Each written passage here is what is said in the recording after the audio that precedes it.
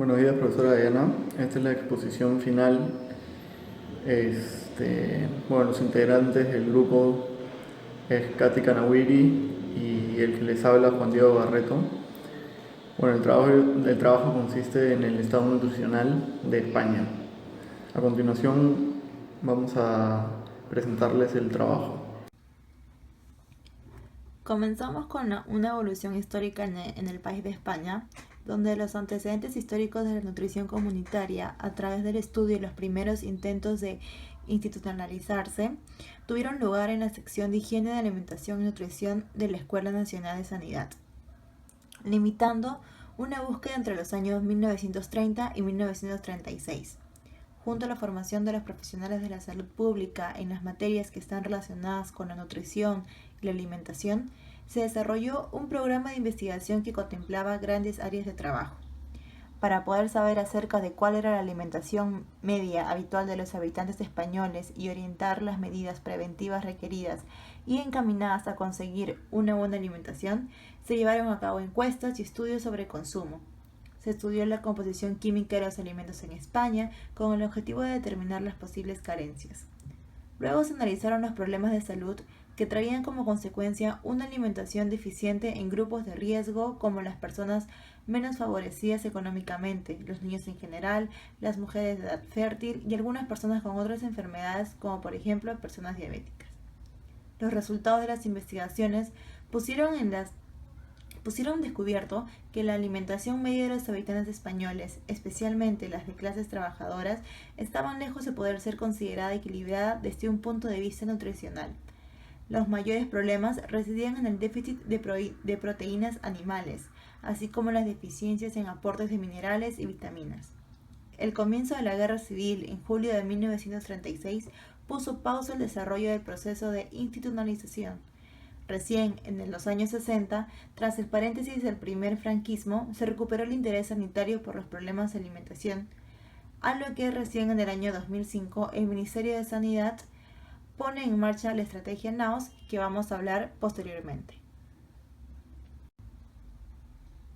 Dentro de las regiones demográficas, España, como conocida comúnmente por todos, ya que su nombre oficial ante todos los países en el mundo es el Reino de España, posee 17 regiones, a las cuales considera como comunidades autónomas y 2 ciudades autónomas, que si bien es cierto que gozan de un microgobierno, siempre están para la supervisión del gobierno central. A continuación, mostraremos los nombres de las 17 regiones españolas, más las 2 de las ciudades autónomas, las cuales serán Ceuta y Melilla. Tenemos países como Aragón, Cataluña, región de Murcia, Andalucía, Castilla-La Mancha, Extremadura, viendo así que Castilla y León es una de las ciudades más grandes que tiene. Como todos sabemos, la población de un país solo puede ser medida a través de un censo. En Europa se realizan censos del siglo III, pero en España no se realizó uno hasta el año 1857. Actualmente, España ha realizado solo 16 censos a lo largo de su historia, realizando su último censo en el 2011. España registró un total de 47.190.493 habitantes en su último censo, pero otras investigaciones realizadas el 1 de enero del año 2015 arrojan un nuevo dato, al estimar que la actual población española es de 46.449.565 habitantes. Como podemos ver en este gráfico, hay una evolución de la población en España entre los años 1594 hasta el 2013 y nos dan proyecciones desde el 2014 hasta el 2052. Según la distribución de la población por sexo, en el año 2015 se registraron 23.733.999 mujeres, es decir, el 50.9% de la población total, y 22.890.383 varones, lo que en porcentaje sería el 49.1%. Los varones son mayoritarios entre la población menor de 49 años, mientras que a partir de los 50 años las mujeres son más numerosas. La distribución de la población por edad. La edad promedio de la población residente en España es de 40.2 años, entre los que se divide 38 años para los varones y 41.6 años en las mujeres. el 14.3% de la población es menor de 15 años. El 69% tiene la edad entre 15 y 64 años, mientras que en el resto, es decir, el 16.7% de la población tiene 65 años o más. Ahora veremos las estadísticas del estado nutricional, comenzando por la nutrición aguda y crónica. La nutrición en España está supervisada por muchas organizaciones. Es cierto que afecta a muchas personas de diferentes edades, pero vemos una mayor relevancia en los niños, donde por obvias razones producen consecuencias más perjudiciales para sus organizaciones. Muchos de los factores que aumentan el índice de la nutrición, tanto crónica como aguda en España, se debe a la pobreza infantil que existe en ese país. Sin embargo, los expertos consiguen señalar que en España hay sin duda malnutrición infantil, pero rechazan que exista desnutrición. La desnutrición es un déficit de nutrientes, sea por falta de ingesta o de absorción, mientras que la malnutrición es una alimentación desequilibrada, define la Asociación Española de Pediatría. La malnutrición va muchas veces unida a la obesidad y que paradójicamente en eso también influye la crisis, dado que ahora puedes ver viendo a una familia pidiendo para comer y un niño con una bolsa de chetos, dice un escritor de blog de la Asociación de Directoras y Gerentes en Servicios Sociales. Se ve hoy en día que hay un aumento en los casos de nutrición por defecto y esto va a la par con lo que se consume o se compra en las calles o lo que los padres dan a sus hijos, donde se reconoce también que la situación de los niños ha empeorado en los últimos años. Como todos sabemos, el peso ideal que una persona debe tener siempre es entre el 18 y 25% de índice de masa corporal. Se sabe que el del 25% al 29.9% es sobrepeso y de 30 a más es obesidad. A continuación les vamos a mostrar unos cuadros donde se ve una prevalencia de sobrepeso infantil por sexo en el tema en los años 1993 al 2011.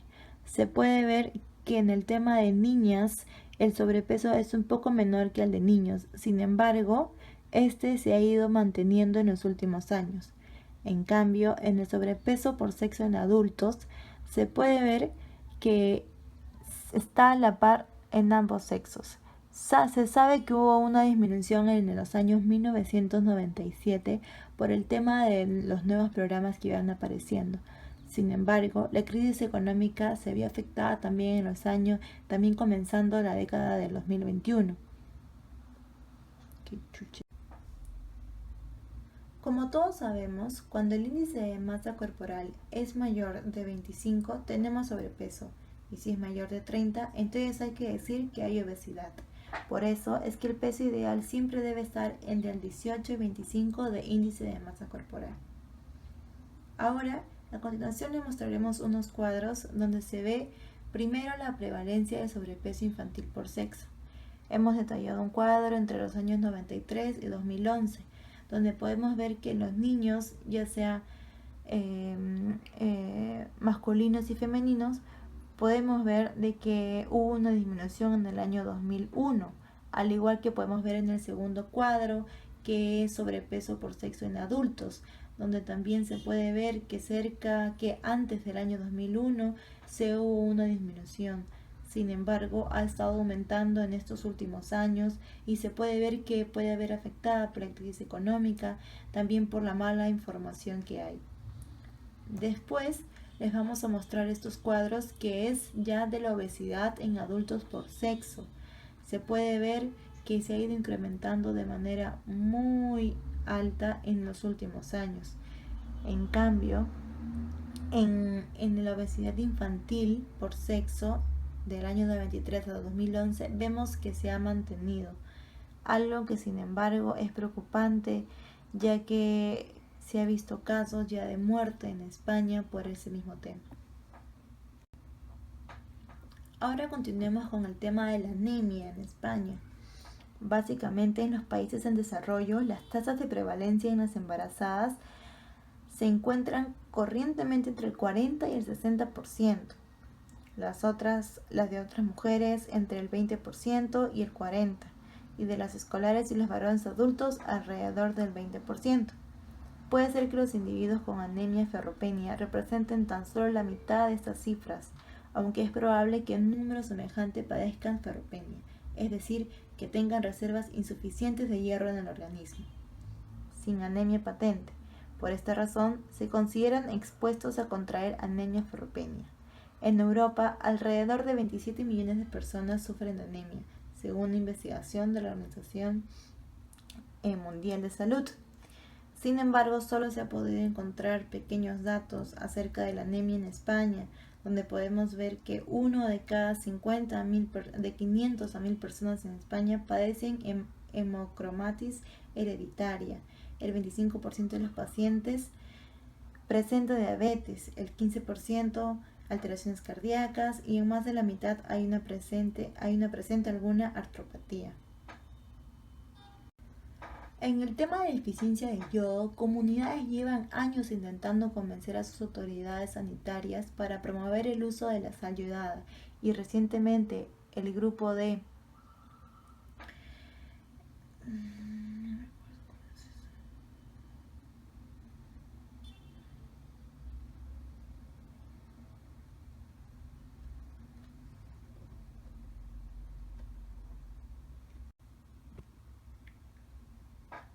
Con el tema de deficiencia de yodo, comunidades llevan años intentando convencer a sus autoridades sanitarias para promover el uso de la sal yodada, y recientemente el grupo de trastornos de deficiencia de yodo de la Sociedad Española de Endocrinología está insistiendo para que desde el Ministerio de Sanidad se imponga la yodación universal de la sal en España, que sería la medida más eficaz para acabar con el problema, de la misma manera que ha sucedido en numerosos países.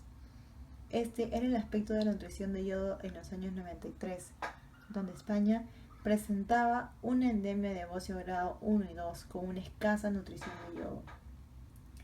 Sin embargo, solo 2 comunidades autónomas pusieron en marcha programas reglados para la lucha contra el trastorno de deficiencia de yodo.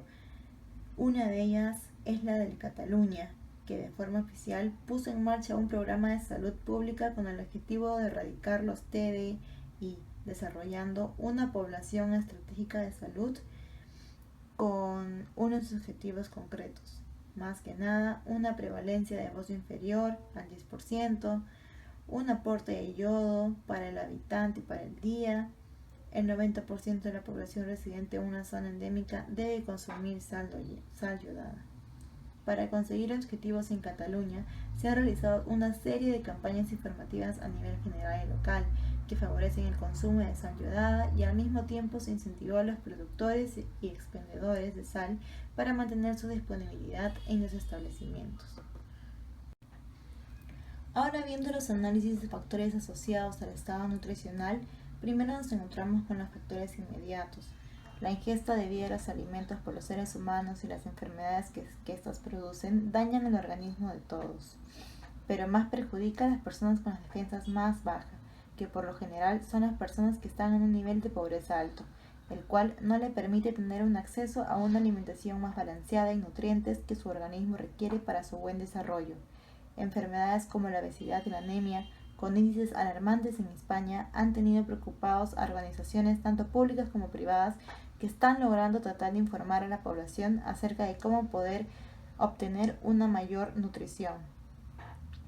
Con respecto a los factores subyacentes, la disponibilidad del acceso a alimentos que puedan nutrir al organismo de los habitantes en España se ha visto afectada por la crisis económica que está afrontando dicho país, pero poco a poco, gracias a las labores tanto públicas como asociaciones sin fines de lucro, el aumento de la calidad en el estado nutricional español ha venido disminuyendo o por lo menos pausándose.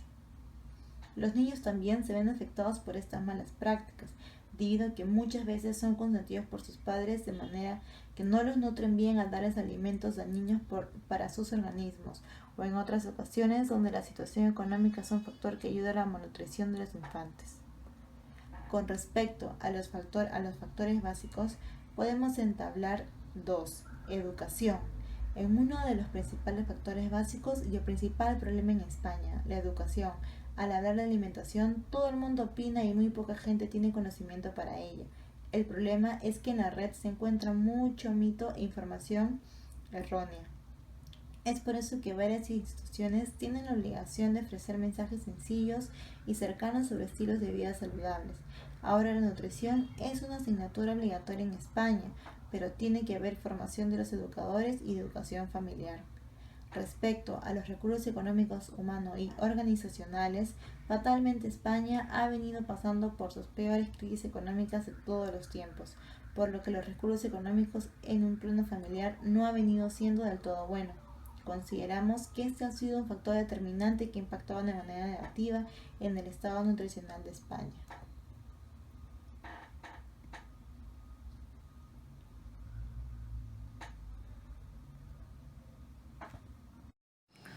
Y aquí podemos ver un poco más sobre las causas o factores asociados de mayor relevancia al problema nutricional de mayor relevancia.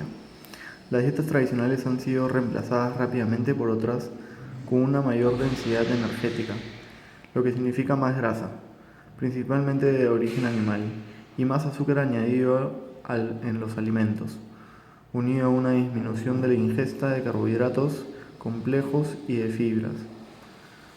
Estos cambios alimentarios se combinan con cambios de conductas que suponen una reducción de la actividad física en el trabajo y durante el tiempo de ocio. Bueno, en cuanto al diagnóstico, podemos ver que el problema nutricional más relevante, los datos estadísticos revelan en los últimos años un deterioro paulatino de la calidad de la dieta ingerida en toda Europa, así como una insuficiente práctica de la actividad física. De este modo, en las 3 últimas décadas, se ha producido un fuerte aumento del sobrepeso y la obesidad en el conjunto de la población de la Unión Europea. Y podemos ver que la consecuencia que cabe esperar de todo ello en un futuro más cercano es el aumento de las enfermedades crónicas, lo que se traducirá en una reducción de la esperanza y la calidad de vida. Estas son 5 intervenciones propuestas que podemos hacer. Podemos comenzar por la población intervenir. Las iniciativas desarrolladas en el marco de la estrategia NAOS, aunque van a toda la población, se priorizan fundamentalmente las dirigidas hacia los niños, los jóvenes y los grupos de población más desfavorecidos, con enfoque de género y evitando desigualdad en salud. Podemos ver la segunda columna de estrategia. La denominan estrategia NAOS, nutrición, actividad física y prevención de la obesidad.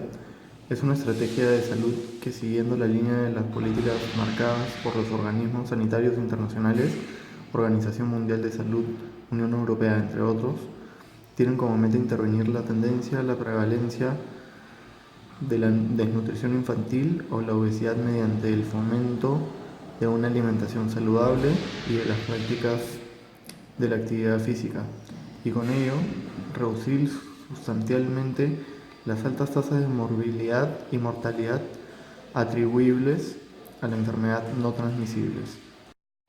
En la tercera columna podemos ver los objetivos de la estrategia. Comenzamos con asegurar una alimentación variada e equilibrada y el fomento de la práctica de actividad física, así como la información más adecuada para ayudar al consumidor a tomar decisiones y elecciones más saludables en entornos que les permitan la adopción de estilos de vida más saludables y activos. En el siguiente slide podemos ver actividades que ayudarán a cumplir los objetivos. Desde el año 2005 y posteriormente con una ampliación en el 2012, el código PAUS se aplica como un código de corregulación que permiten reducir la presión de ventas sobre la sobrepoblación infantil y mejorar la calidad y contenido de todo tipo de anuncios de alimentos y bebidas digeridos a menores. El código PAUS establece un conjunto de reglas éticas que guían a las compañías adheridas en el desarrollo, ejecución y difusión de sus mensajes de publicidad de alimentos y bebidas dirigidos a menores para evitar una excesiva presión publicitaria sobre ellos. Finalmente podemos ver los responsables de las actividades. Se fomenta la ampliación, sinergia y colaboración de todos los sectores y agentes de la sociedad, tanto públicos, CCAA, ayuntamientos, otros ministerios, como privados, industria de alimentos y bebidas, sociedades científicas, organizaciones de consumidores, sectores de distribución y restauración, etc. Bueno, este es el final de nuestra presentación. Espero que le haya gustado, profesora. Gracias.